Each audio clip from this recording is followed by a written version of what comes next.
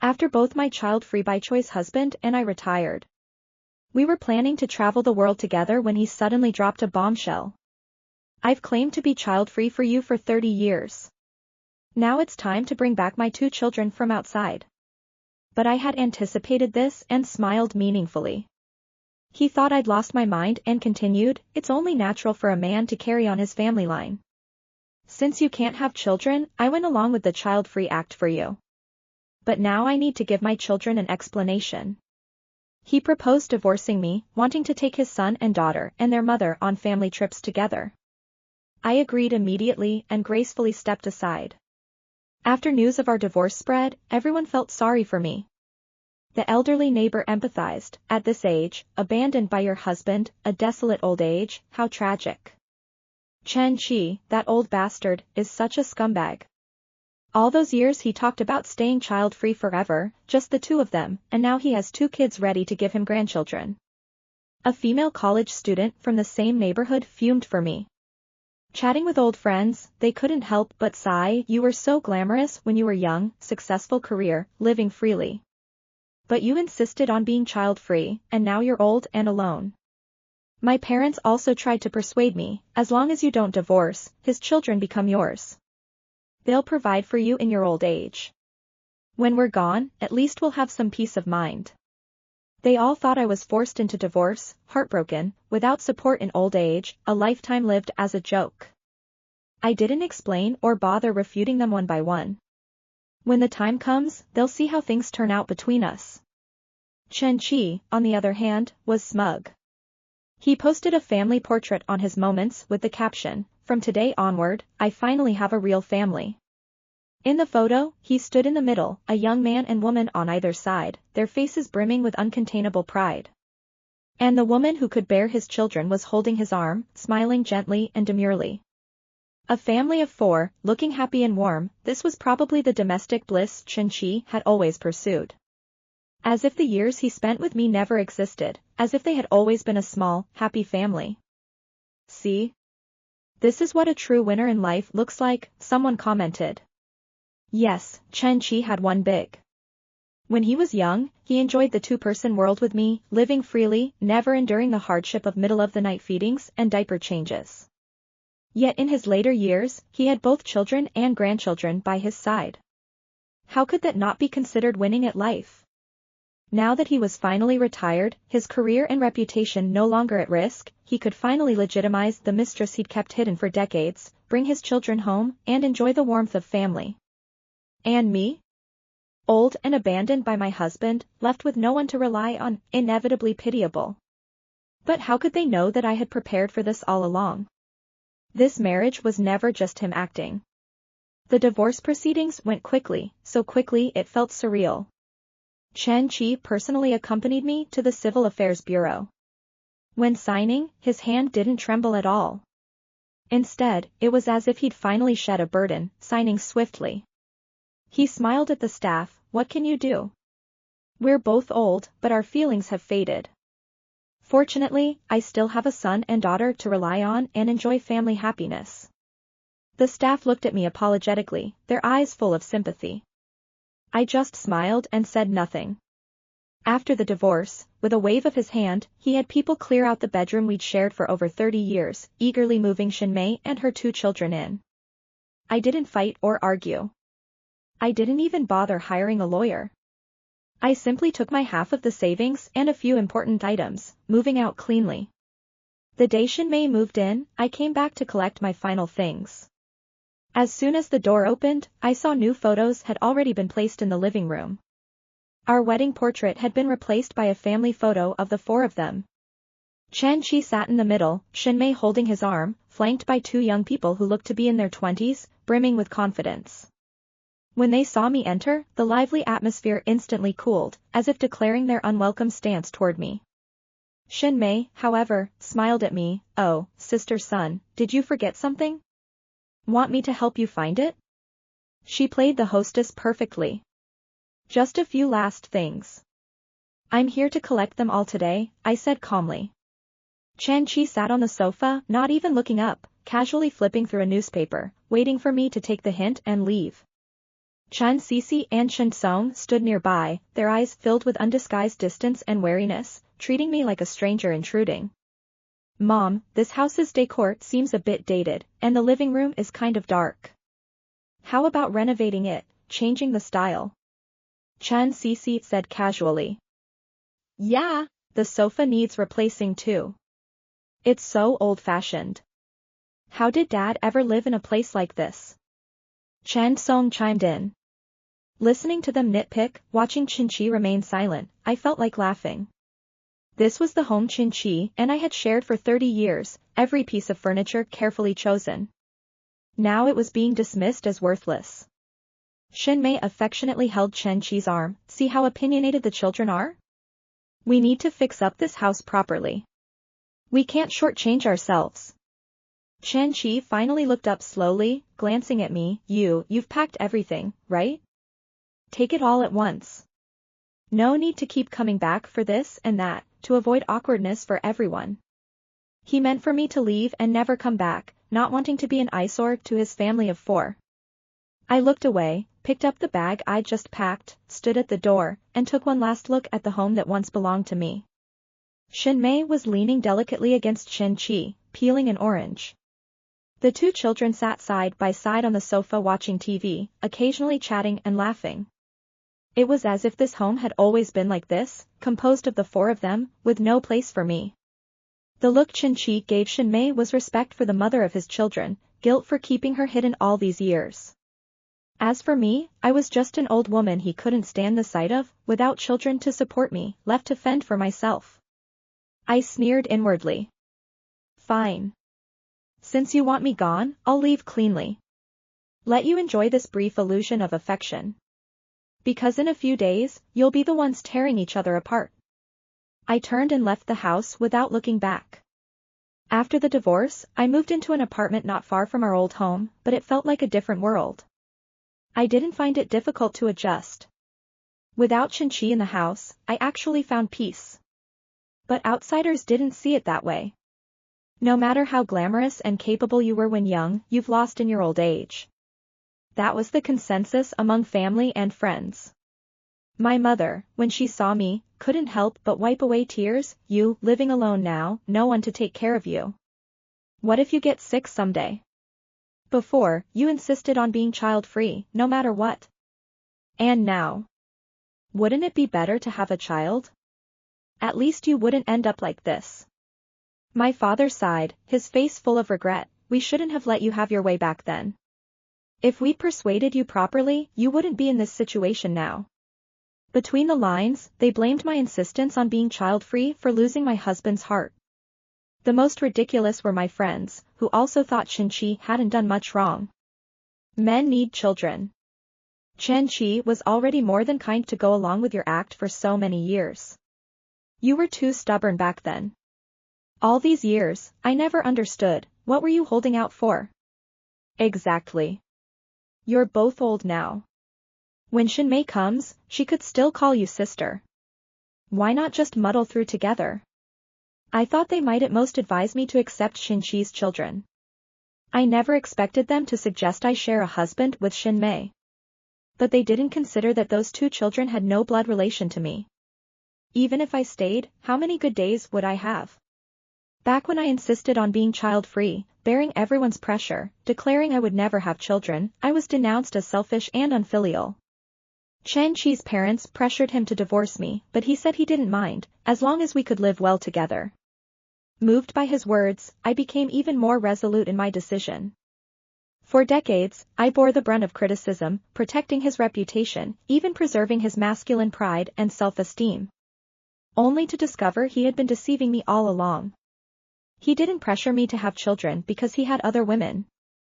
If I wouldn't bear his child, another woman would. And he could maintain his image as a loving husband while earning my parents' trust and support.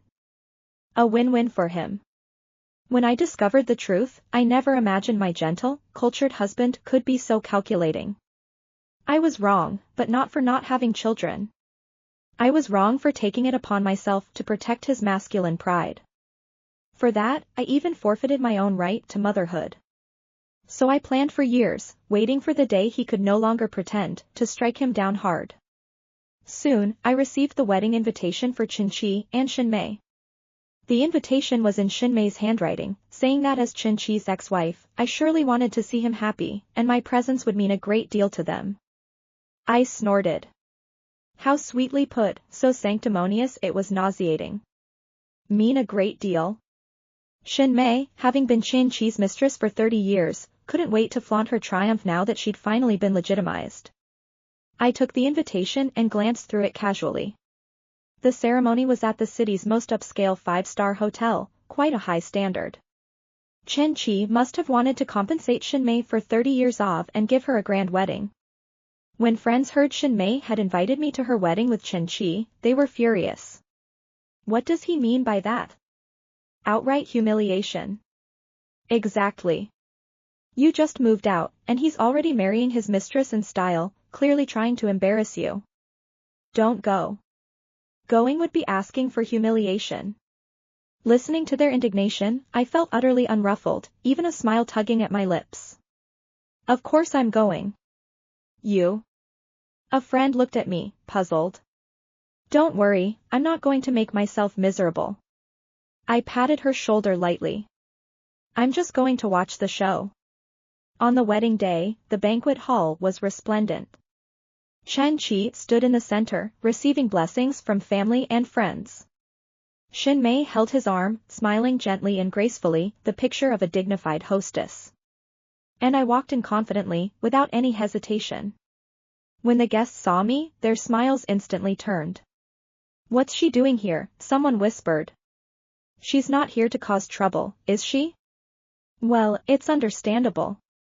Being abandoned by Qinqi, who wouldn't be bitter? They all thought I'd come to weep, to quarrel, to beg for sympathy. But they were wrong. If only one person could laugh last at this wedding, it would be me. I picked up a glass of champagne, walked slowly to Qinqi and Xinmei, and smiled, "Congratulations. You finally got what you wanted." Xinmei's eyes flickered with smugness. She leaned gently against Qinqi, her voice soft yet provocative. "Thank you for coming. After all, back then you couldn't have children and pretended to be child-free." Qinqi had no choice. He didn't want to hurt you, so he came up with this solution, best for everyone. Qinqi raised his glass and toasted me, "It's all in the past. I did my best by you, never abandoning you. Now that I'm old, I just want to enjoy my twilight years surrounded by children. I hope you can understand." I lowered my head with a light laugh, my gaze sweeping over Qin Sisi and Chen Song behind them. Let them have their moment of triumph. The wedding proceeded as planned. On stage, Qinqi and Xinmei exchanged vows, holding hands, tears in their eyes. Chen Sisi and Chen Song came up to present flowers. Qinqi looked at his 2 flourishing children as if seeing his own youth reflected. He thought, perhaps this was the price of. Son, you would never understand this feeling, so he resolutely abandoned her. Midway through the ceremony, Qinqi suddenly produced a property deed certificate. I once thought I'd live out my life childless and desolate. But heaven pitied me and gave my beloved Xinmei a son and a daughter, completing my life. Xinmei looked at Qinqi, tears already glistening in her eyes. I have nothing else to give them, so I've decided to transfer this property into my children's names, to help them thrive. Cheers erupted from the audience. Chen Sisi and Chen Song excitedly covered their mouths and looked at Xinmei, their faces beaming with triumph. But I stood up and shouted loudly, "I object." Xinmei, the deed, was furious at my interruption. "Son, this is our family's big day. What trouble are you trying to cause?" Qinqi looked at me with disgust and helplessness. I know you're bitter about not having children and jealous of me having both a son and daughter. But you have to accept reality. We're divorced now. This house may have both our names on it, but we're old. What use do we have for it?" Chen Sisi and Chen Song nodded vigorously, even urging the guests to boo me. The MC also tried to me, "Ms. Sun, as Mr. Qinqi's ex-wife, surely you want him to have a harmonious family and support in old age." I put down my glass and said calmly, "Of course. But let me correct one thing, I'm not the one who couldn't have children." Shinmei was momentarily stunned. Chen Qi frowned. What do you mean? I shook my head gently, a hint of pity in my eyes. Nothing much. My eggs are still frozen at the egg bank, perfectly healthy. The doctor said they can be retrieved anytime for embryo cultivation. Chen Qi, realizing I'd frozen my eggs for IVF, was furious. Didn't you not want children with me? Now that we're divorced, you want IVF? Are you that desperate, so unwilling to bear my child? I slapped him hard, grabbed the MC's microphone, and spoke loudly enough for everyone present to hear. Because I was never the one who couldn't have children. It was you, Chen Qi. You have weak sperm, you're infertile. The hall fell silent instantly. Then came an uproar. What? Chen Qi is infertile? Really? But didn't Shinmei have 2 children by him? Son, you must be crazy. She can't have kids herself, and now she's slandering Chen Qi? Guests whispered among themselves, many already recording on their phones. Chen Qi's face darkened terrifyingly. Shinmei stood frozen, pale, her lips trembling slightly. What nonsense are you spouting? Chen Qi stepped forward aggressively, his gaze dark enough to tear me apart. I snorted, reached into my bag, pulled out my phone, and played a recording. The immediately spread through the wedding hall via the microphone. Ms. Sun, after examination, your fertility is completely normal, ovarian function good, but Mr. Chen's condition isn't optimistic. What do you mean? His sperm motility is extremely low, almost no chance of conception. Can't it be treated? His condition is severe. There's almost no chance of conception. Even with IVF, the success rate would be very low. I understand, Dr. Liu. Please, don't tell him about this yet, and don't tell anyone else. Just between us. Ms. Sun, this will eventually come out. When you don't conceive after marriage, it'll be obvious. That's okay. I'll tell him and our parents that I don't want children, that I insist on being child-free. That way, no one will know it's Chen Qi's problem. The recording finished. The hall was dead silent. Then, all eyes turned to Shinmei and the 2 children behind her. Her face was deathly pale, her fingers trembling. Chen Cece and Chen Song shifted uncomfortably, trying to escape the hall. Oh my god, so all these years Sun Yu insisted on being child-free because Chen Qi was impotent? She was protecting his dignity? Then Shinmei's children. Fake. You must have fabricated that. Shinmei's lips moved weakly, her voice trembling. I laughed coldly, opened a second file, and a video immediately played on the projection screen. They showed a dim hotel room, a couple entwined on the bed. The woman's face was flushed, breathing heavily, her voice coquettish and triumphant. Darling, I'm pregnant. A man's voice, tinged with panic and resistance. No way. It can't be mine, can it? Shinmei laughed softly, her voice ambiguous and sly. Of course it's yours. But don't worry, you don't have to take responsibility for me or the child. What do you mean? Chen Qi doesn't have children yet. His wife insists on being child-free, and he's desperate. He's begging me to give him one. I'll just say the child is his. He'll treat me like gold. The man was silent for a moment, then chuckled. You're quite something. Shinmei wrapped her arms around his neck and whispered, when the children grow up and we get all the property and inheritance, we can enjoy our old age together in comfort. With that, the man, aroused, leaned down and entangled himself with the woman again. The video ended there. Everyone was stunned. Dead silence. Shinmei collapsed completely on the floor, clutching her wedding dress, her eyes full of terror and despair. Chen Qi's face had reached its limit. He clenched his fists, his body trembling slightly, veins bulging on his forehead, clearly at the peak of rage. Shinmei, he roared through gritted teeth, slapping her hard across the face. You bitch. Shinmei's head snapped to the side, blood trickling from the corner of her mouth. She covered her face in terror, backing away repeatedly, her voice trembling uncontrollably. Chen Qi, let me explain. Explain? Chen Qi glared at her, burning with fury. You deceived me all these years, made me raise your children with another man, and wanted me to marry you and split my property? He enumerated her offenses, wanting to strangle her on the spot. She had given him hope, made him believe he had an heir, only for it to be such a deeply hidden scheme. Shinmei wept bitterly, crawling to him and clutching his leg. Aki, I love you. I did it for you. I just wanted to give you a child. Get off. Chan Chi kicked her away. His eyes were red, completely. He grabbed a wine glass from the table and smashed it against Shinmei. The wedding is off. You and your bastard children get out of here right now. Never let me see you again. Shinmei finally lost all strength, collapsing on the floor. I put down the microphone, turned, and glanced at them both. Didn't you say my presence would mean a great deal? So, are you satisfied with this show? Chan Chi's face was ashen, his chest heaving violently, but he couldn't speak. And I, with graceful steps, left the scene of this farce without looking back.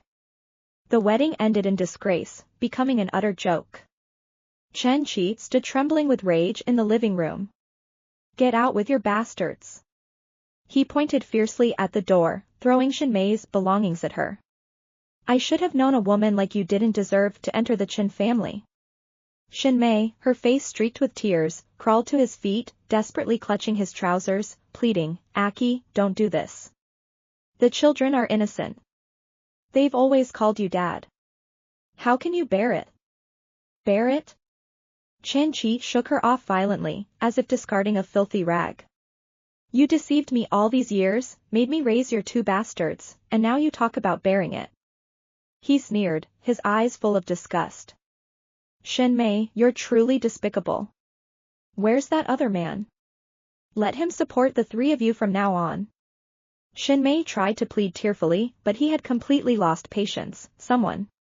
Throw them out. The servant hesitated for a moment but eventually grabbed Shinmei and dragged her out. Shinmei struggled desperately, crying, Aki, you can't do this to me. You're old and need children to support you. I did it for your own good. Chen Chi turned a deaf ear, not even bothering to look at her again. After the door closed, the living room returned to silence and emptiness.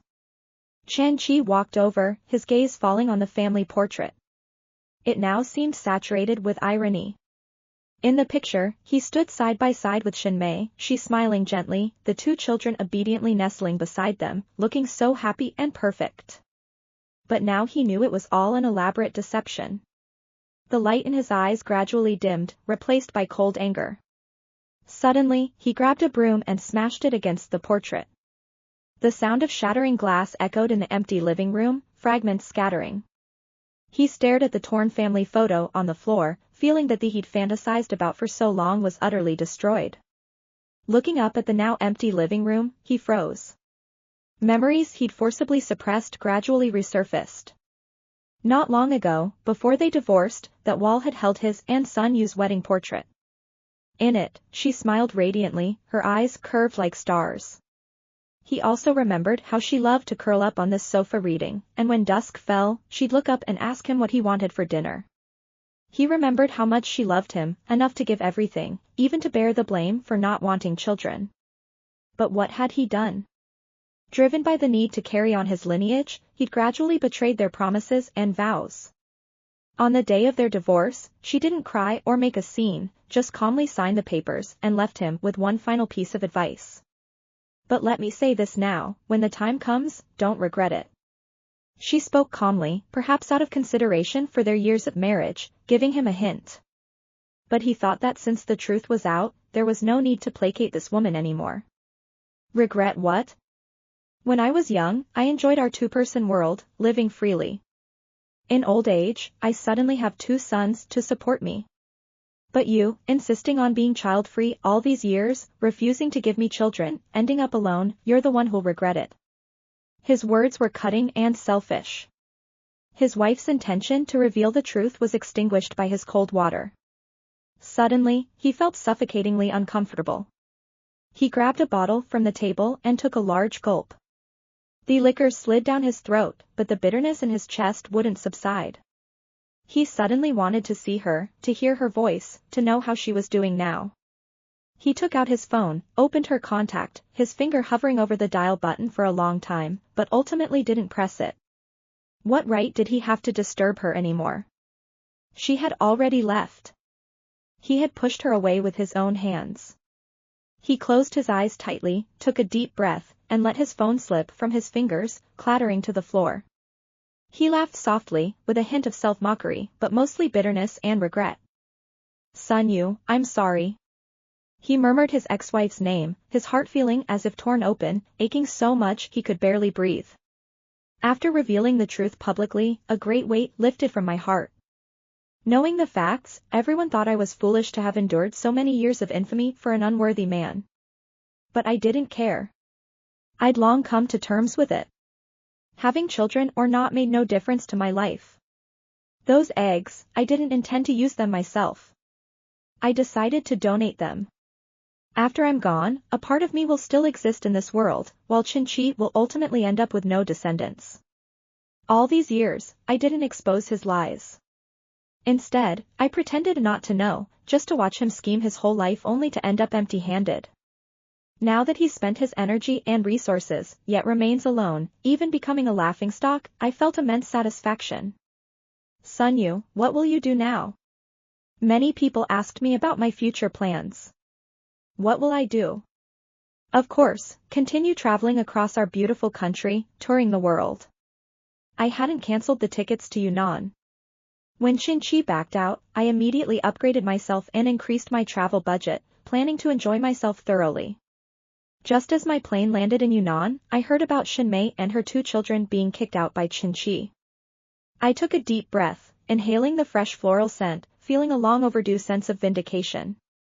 No sooner had I checked into the hotel than I saw Qin in the lobby. He was disheveled, his eyes full of exhaustion and anxiety. Seeing me, he hurried over. Let me explain. Unnecessary, I cut him off coldly, heading straight for the elevator.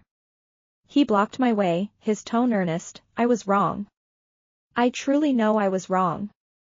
I've driven Xinmei and her children out. Give me another chance. Let's start over, okay? I looked at him, calm but angry. Start over? Easy for you to say. But the tears I've endured all these years, can you bear them for me? Qin choked, speechless. I tried to leave, but he grabbed my arm. Please. Don't you still have an egg frozen? Let's have it cultivated into a child. I'll treat it as my own. Just remarry me and let it call me Dad. I found this man utterly ridiculous. Instead of that, why not just take back Xinmei's children? They've called you Dad all these years. Qin panicked completely, his eyes revealing deep remorse and despair. I won't. They deceived me for so long. How could I forgive them? You're the one I truly love. I gently pulled my wrist back, stepping away from him. And you? You deceived me for just as long. Why should I forgive you? With that, the last flicker of hope in Qin's eyes was extinguished. He couldn't support himself, his head sinking low. The elevator doors opened. I dragged my luggage inside and gave him one last look. Yunnan is beautiful. I don't want any more with you here. Please leave on your own. The elevator doors slowly closed, cutting off his anguished figure. But I turned around, looked at the spring-like scenery outside the glass, and exhaled deeply. I felt my long-parched heart finally begin to beat again. The new life ahead would surely be bright and wonderful. After both my child-free by choice husband and I retired. We were planning to travel the world together when he suddenly dropped a bombshell. I've claimed to be child-free for you for 30 years. Now it's time to bring back my 2 children from outside.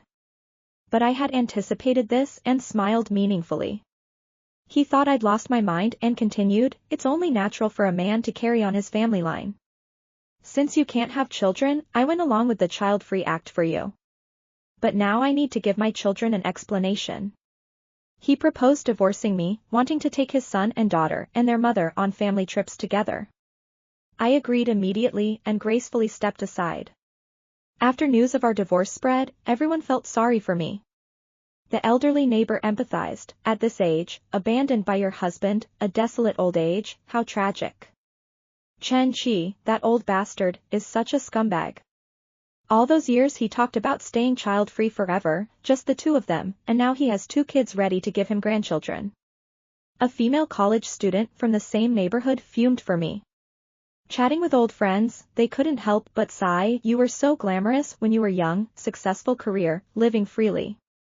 But you insisted on being child-free, and now you're old and alone. My parents also tried to persuade me, as long as you don't divorce, his children become yours. They'll provide for you in your old age. When we're gone, at least we'll have some peace of mind.